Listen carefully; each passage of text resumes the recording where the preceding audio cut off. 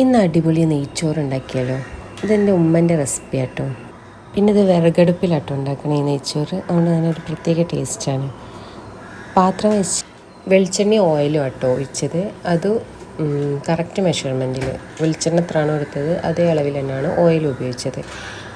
ഈ എണ്ണ ചൂടായി വരുമ്പം ഒരു സവാള അരിഞ്ഞത് അതിലേക്ക് ഇട്ട് കൊടുക്കുന്നുണ്ട്. എന്നിട്ട് നല്ലതുപോലെ അത് വഴറ്റിയെടുക്കുക.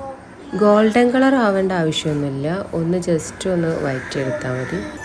പിന്നെ ഇതിലേക്ക് ഞങ്ങൾ 3/4 കിലോ കൈമ റൈസ് ആട്ടോ എടുത്തത്. കൈമ റൈസ് പറയുമ്പോൾ നല്ലൊരു സ്മെല്ലാണ് ഈ കൈമ റൈസിനല്ലേ. അതെടുത്തു. പിന്നെ നമ്മൾ റൈസ് എത്രയാണോ എടുത്തത് അതിൻ്റെ ഡബിൾ ഇരട്ടി വെള്ളമാണല്ലോ എടുക്കുക. അതേപോലെ സെയിം മെത്തേഡ് തന്നെ അത് ഉള്ളിതായതിനു ശേഷം ആ വെള്ളം ഒഴിച്ചു കൊടുത്തു. എന്നിട്ട് ഉപ്പിട്ട് കൊടുക്കുക.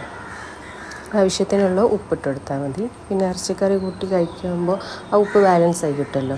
പിന്നെ അതിലേക്ക് ഏലക്ക, കറാമ്പൂ, ഈ 3 സ്പൈസസ് ഈ വെള്ളം തിളച്ച് വരുമ്പോൾ നമ്മൾ ഇട്ട് കൊടുക്കട്ടോ. പിന്നെ നമ്മൾ നേരത്തെ എടുത്ത് വെച്ച അരി നല്ലതുപോലെ കഴുകിയെടുക്കുക.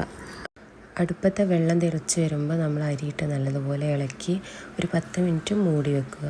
അത് കഴിഞ്ഞ് നമുക്ക് വേവ് പോരാന്ന് തോന്നിയിട്ടുണ്ടെങ്കിൽ കുറച്ചും കൂടി ചൂടുവെള്ളം അതിലേക്ക് ആഡ് ചെയ്ത് കൊടുക്കുക. എന്നിട്ട് ഉമ്മ ചെയ്യണ പോലെ നിങ്ങളിങ്ങനെ പരത്തി അത് നല്ലപോലെ മൂടി വെക്കുക. നല്ല നെയ്ച്ചോറ് റെഡിയാവും. പിന്നെ ഉമ്മ നല്ല ബീഫ് കറി ഉണ്ടാക്കിയിട്ടുണ്ട്. ഉരുളക്കിഴങ്ങ് ഇട്ടിട്ടുള്ള അടിപൊളി ബീഫ് കറിയും കൂട്ടി രാത്രി നെയ്ച്ചോറും ബീഫ് കറിയും ഉള്ളി സാലഡും പപ്പടമൊക്കെ കൂട്ടി നല്ലൊരു ഡിന്നർ കഴിച്ച് എല്ലാവരും ട്രൈ ചെയ്ത് നോക്കണേ. നല്ല ടേസ്റ്റാണ്.